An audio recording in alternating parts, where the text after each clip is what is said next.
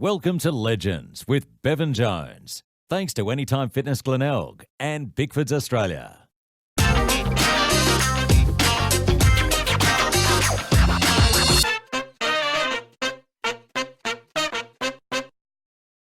Well, g'day and welcome to another edition of Legends with Bevo, the show where we chat to past and present sports people, entertainment icons and people doing great things in the community. And today, well, what a pleasure. We're down here at MFS headquarters, and of course the bushfires around Australia have affected everyone. It's been nothing but traumatic, but we have seen some great stories of true Aussie spirit, and today is no exception. We're joined by a man who is a commander of the SA MFS North.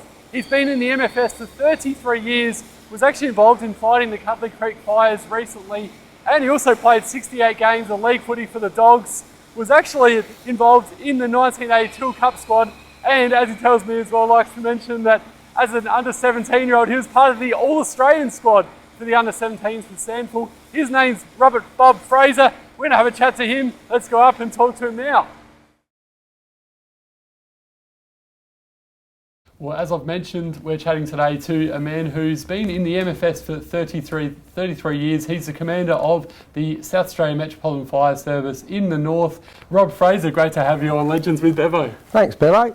Absolute pleasure to have you on, mate. Now, obviously, on a serious note, the fires have been terrible in recent times around Australia and sadly within South Australia as well. The Cudlee Creek fires, Kangaroo Island, you name it, there's been happening left, right and centre. And you were involved with the Cudlee Creek fires a couple of weeks ago. Talk us through your experience of that. Well, I'd have to say, Bevo, that it was the fiercest, most complicated situation I've been confronted with in my 33 years in the job. Normally we deal with urban, structural fires, car rescues and this type of event with road accidents, etc. But going to a situation like we were confronted with when we hit Lobethal, where the fire was hitting the town, the fire front was hitting the town on the western side as we were approaching and coming into the town, when you see everything on fire and then trying to determine what course of action you can take to be the most effective you can with what you've got. With fire all around you, above you, it was, I'd have to say, the fiercest, scariest 15 minutes in the initial stages that I've ever experienced. And in that context, when you look at what the CFS volunteers do on a regular basis with these types of fires, I'm in awe of their contribution to the community and how heroic in the courage that they display. Yeah, you've led me to my next question, because there's been so much talk about them lately and whether they should be getting paid, and I certainly think they should be, or at least, especially when they're taking time off work and this sort of thing. But what do you think makes them so selfless and, amazing in what they do? They're very dedicated to their community. They want to help. They probably get great satisfaction from helping save properties and lives, and that's what the emergency services are there to do, to save lives, property, the environment, the economy, and we're all working to the same aim there, and we support the MFS, support the CFS as much as we possibly can, and we're developing our capability in that area continuously.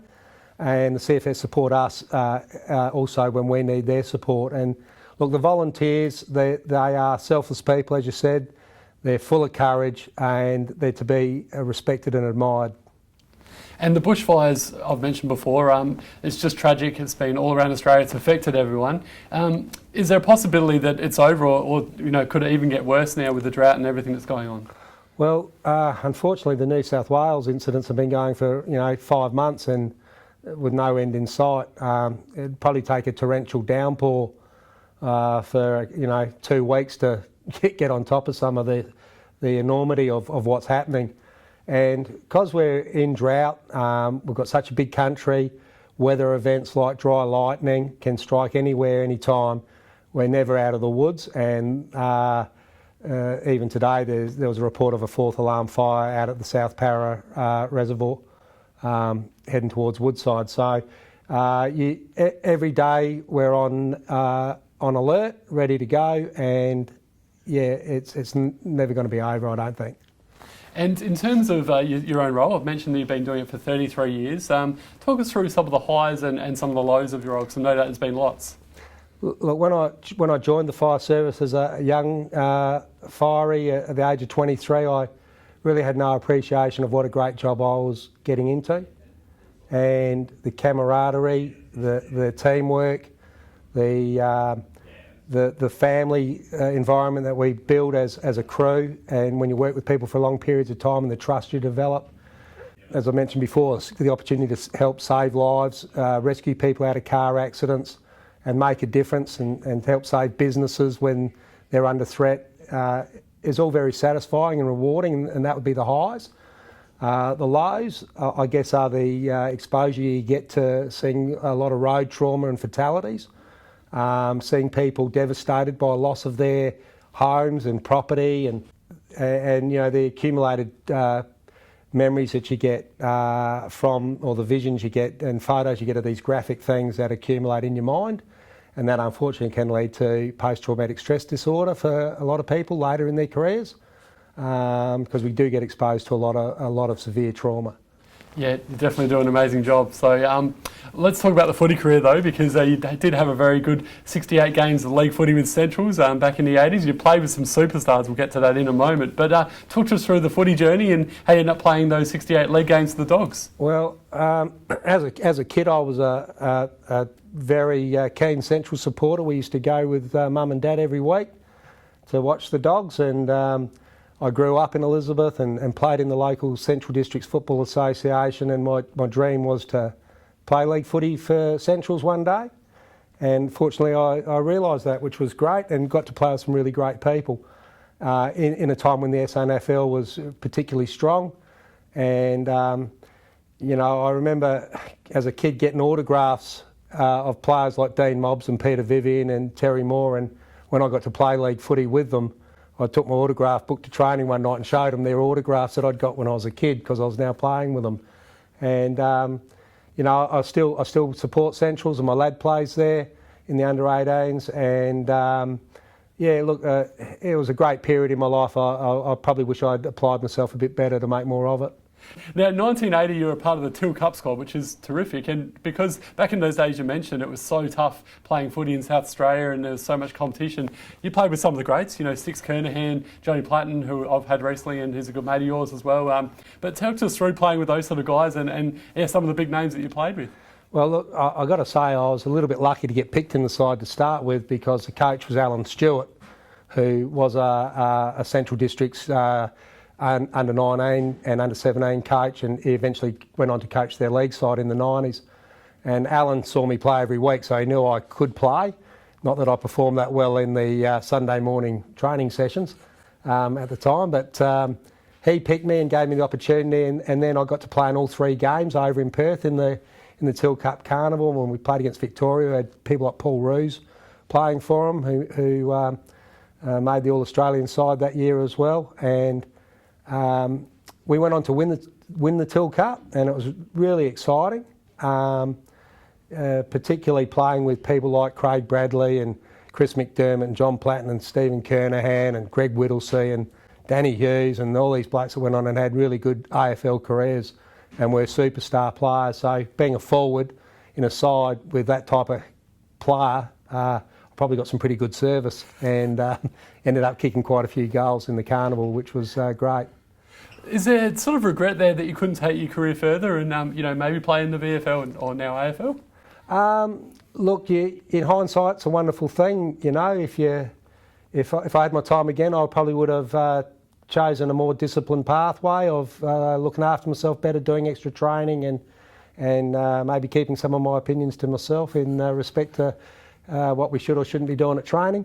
But look, it is what it is. I thoroughly enjoyed my opportunity that I had, and for young guys these days, if you want to make it to the top, you've got to do everything right all the time. And back then, you make your choices, and I probably enjoyed having a good time more than doing the extra training. A lot of people in the same boat as you, don't worry about that. Now, in terms of the toughest opponents, obviously you come against some very good players over the years. Talk us through some of those. Look, there were some really gun full backs, because I used to play a fair bit at full forward, and they were all really tough people like Craig Barham and Craig Williams and Brooksby from South Adelaide, all these big guys. Benny Harris from Port Adelaide, he was a man mountain that would just run past you while you're on your lead, and he was a star. But I do have a funny story. When I was in my first year of league footy, I found myself lining up on Russell Ebert, who was the captain coach of Port Adelaide, and he was playing himself at centre half back, and there'd been an incident where John Platten had been cleaned up and a goal got kicked, and then we're back in the waiting for the centre bounce, and I'm bumping into Russell, and as a 19-year-old, and Russell just looked across to his brother Craig, who was on the half-back flank, and said, "I think we're in for a bit of a Barney here, Craig." I reassured him I was only doing it for the effect of the crowd, and had no intention of getting into a scuffle with the great man. But we used to get really good crowds there. We played in front of a record crowd at Elizabeth against Port Adelaide with nearly 17,000 people back in the 80s, and it was fantastic times. Yeah, it's a shame that we don't get those sort of crowds these days, isn't it? But we can only hope one day that might change. In terms of the teammates you played with, you mentioned before some of the guys like your Bradleys and your Kernahans and these sort of legends, but who are some of the funniest teammates you played with and why? Well, look, one of my best mates in life is Jamie Thomas, and we used to have a lot of laughs together. Derek Kickett played there in his juniors before he went back to WA and then returned in the late 80s. And he was a real character who I was good mates with when we played in the under-19s premiership side. The captain of the under-19s back those days that played a bit of league footy, Brendan Maguire, was a champion bloke, just good people to be around, fun people that, like to laugh, and they were good mates. And your Wilbur Wilsons, who were entertaining on the field and off the field. And then a funny story where Gilbert McAdam, who arrived at the club in 1988 with his boots tied up around his neck, and he walked up from his mum's house in Elizabeth Park and asked if he could have a run on on a training. "Can I have a run?" he says, and "Come on out, let's have a look at you." And he won the McGarry medal the next year. So that was a pretty good person to have walking in the door, and he's a real character too, Gilbert. Yeah, I love watching him on Channel 7 as a boundary rider. He's just fantastic. So, yeah, one of my favourites. And also, obviously, after the footy career, went on and had a good career in the Barossa League as well. He kicked 100 goals, you were telling me off there the other day. Talk us through playing in the Barossa League and what that was like now and what it's like these days. Yeah, well, look, in the late 80s, early 90s, the Barossa was a really strong comp, and it still is. But they had a lot of ex-league footballers running around, probably 5 or 6 really good quality league footballers in every side, which made the standard pretty high. And I played under Graham Dunstan, who used to play for Norwood and Collingwood, and he's a champion guy.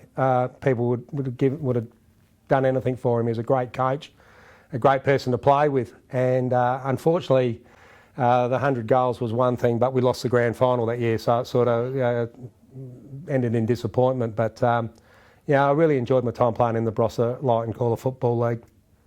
Well, Rob Fraser, it's been an absolute pleasure having you on Legends with Bevo today. A special thank you to all those fireys and emergency services people out there, everyone that's done such an amazing job in Australia fighting these fires. And, without you guys, who knows what would have happened. So thank you to you and to everyone. Mate, it's an absolute pleasure having you on. Thanks very much. And thanks to Jeff for filming for us, and to our sponsors, End Time Fitness and Bickford's Australia. See you again next time, guys. Take care. Bye for now.